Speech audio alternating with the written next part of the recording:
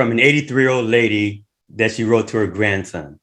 My dear grandson, some days ago, I experienced something wonderful, which I want to share with you. I went to a religious shop and found a car sticker saying, "Hunk if you love God." I decided to buy it and stick it on the bumper of my car. When I went away, I was in the rush hour, almost 100 degrees outside. I was at a very busy crossroads with lots of traffic. I stopped there as the traffic light was red and I decided to thank God for everything he gave me. Although I didn't realize that the traffic light had turned green, I found out that there were a lot of people who loved God because they kept honking that, that bumper sticker was actually working. It was wonderful. The man in the car behind me was for sure very religious, as he was honking repeatedly and shouting, "For the love of God." Just like him, a lot of people began to honk as well. I happily smiled and waved with my hand out the window. I also noticed that a guy behind me was waving in a very special way, pointing his middle finger at me. I asked your cousin Alex, who was with me, what that gesture meant. Well, Alex told me it was a Hawaiian salutation to wish good luck. So I began to greet everyone the same way. Alex was laughing a lot, probably because the marvelous religious experience he was going through. I'm sure that's what it was. Two men got out of their car and walked towards ours. I believe they wanted to pray with me or perhaps wanted to know what church I go to. But then I realized that the traffic light was green. So I greeted my brothers and sisters with my Hawaiian salutation and I moved forward. However, I also noticed that my car was the only one that moved as the light turned red after that. I felt bad leaving my beloved brothers and sisters behind after we shared so much love. I stopped, got out of the car, and did my Hawaiian salutation for the last time. Don't forget to thank God from the bottom of your heart when you go through something wonderful, such as this marvelous experience I had with all these men and women. Sincerely, your grandmother. Mr. Toastmaster, fellow Toastmaster, and honored guest. I have just one word to say about that letter.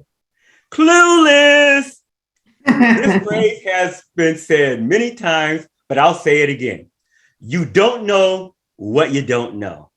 How many times have you personally been at a crossroads and did not have a clue? Come on, be honest. Fortunately, when I started the presentation mastery pathway, I had an idea in my head of how I was going to approach it. What was that ideal? You asked? Simple. I was going to do a speech whenever and wherever I could, as often as I could. Presentation mastery was my first pathway. Before that, I was working through the workbooks in the old system. While working in the old system, I came across an amazing discovery. I discovered the more speeches I gave, the better I got. Wow. Who knew, right? I started the Presentation Mastery series in August of 2020, did my last speech, or so I thought, in level 5 on June 28, 2021. I was on Easy Speaking Pathways yesterday trying to figure out what speech in the motivation pathway I could attach today's speech to. The motivation pathway is the current pathway that I'm supposed to be working on. That is when I discovered that my presentation mastery pathway was showing not completed. After further inspection, I noticed another section at the end that needed to be completed that was labeled reflect on your path. What? either I was blinded, just plain clueless, or that thing just appeared there because I had closed out level 5. And that is why I'm here tonight, reflecting on my path, right? I counted the number of speeches in each level and decided that if I just did a speech a month and have 2 to 3 months where I did 2 speeches, I could complete the presentation mastery pathway by the end of June 2021. That was it. Nothing written down, just fixed in my head. I needed to do at least one speech a month in order to reach my goal. That goal was 10xing my communication skills by mastering the presentation. How do you walk a mile? 1 foot at a time. How do you handle life? 1 day at a time. So how do you improve your communication skills? Come on, everybody. Open up your mic. How do you improve your communication skills? One speech at a time. That's right. I learned a lot going through the Presentation Mastery series. I learned a lot previously to that, but I took it to a whole new level during the Presentation Mastery. I'll give you a couple for instances. I realized that I didn't have to do each speech one after the other. One of the things that I realized during the Presentation Mastery series was that I could simply look at my life and do a speech about what was going on at that particular time. That made it really, really easy for me to come up with speeches. I'd be sitting around, or I'm working, or I'm thinking about something. Something funny will hit, some funny memory, some idiom that I could come up with. And I say to myself, that would make a great speech. Or I'd be talking to Victor, and Victor would say, Leon, that would make a great speech. I said, Victor, you're right. That would make a great speech. And then I'd end up doing a speech around whatever that subject matter was. Yes, it's very methodical, the process when you are going through the pathway. But what I realized was that each pathway, including the one that I'm on now, is pretty much the same, but it's to a different bent. And there's some slight variations in it. And every time, if I'm doing a speech for presentation, if I'm doing one for motivation, I still am going to do a research speech or an evaluation speech where I'm going to do it twice. It's just going to be bent a certain way. The biggest thing I learned was that, yes, even though I had it in my mind that I was going to do a speech a month, it would have been a whole lot better if I had actually written it down. That way I could just plan on it. I can plan 3 months ahead. I'm going to do this one, I'm going to do that one, and I'm going to do this speech. That's when I had an idea. I said, what if I, instead of putting this in my head, what if I wrote some goals? Now, here's the part that I'm going to have to apologize.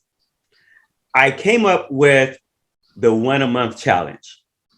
And for the last couple of months, I had been working on the back end of it. And I was actually going to take you into the system. Well, I created a demo student. And for some reason, that student is inactive now. I guess he didn't like the 1 a month challenge. Who knew, right? But I was fiddling around with it. And I said, okay, they're getting ready to call me up. Right up until Seth was getting ready to call me, I was trying to get that student back in to figure out so I could actually take you in. But you're actually going to log into, you're actually going to get an email to register. You're going to log into oneamonthchallenge.com, and you're going to go in, and it's going to be each module. Each module, there was a welcome module, the introduction one, and then you'll go into the different speeches. Each module will have tasks for you to complete, and it will meld right along with what we're doing in your current pathway. One of the tasks might be go open up go to your base camp, open up your pathway, and go through the videos and the training that's in there. So you'll check that off. Another one might be download your evaluation materials and contact the person, and you'll check that box off. So everything will go right along with that. And I apologize. I really wanted to show you this as I was on the screen, but that is what I call technical difficulties. All righty. One question I have to ask you guys is this. What if you could go through a pathway, and at the end of that pathway, get promoted on your job? All of a sudden, it just came about. Because I'll tell you, that's what happened to me. As I was going through the Presentation Mastery series, I started to actually get clients that said, yes, I'll pay you. Now, I don't know if it was directly related, but I'm sure a lot of it had to do with the way I was presenting my skills to them. And I have to tell you now, I have no time whatsoever. I am just flooded. That's why it's taken me so long to do a few things, is because I'm just flooded with business right at this moment. My advice is to, when you get the link in a couple of days, log on to register for the challenge, and let's just have some fun and let's do it. And I'll leave you with this one last question. How do you improve your communication skills?